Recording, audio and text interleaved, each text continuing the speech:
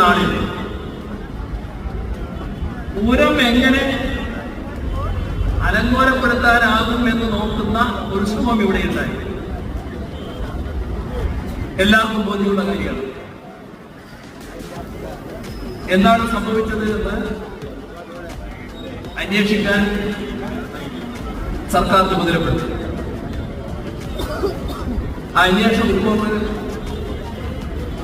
24-നുള്ളിൽ ലഭിക്കണം എന്ന് മുഖ്യമന്ത്രി എന്ന നിലയ്ക്ക് ഞാൻ ഉത്തരവ് കൊടുത്തിട്ടുണ്ട്. ഇപ്പോ ഇന്ന് 23-ആണ്.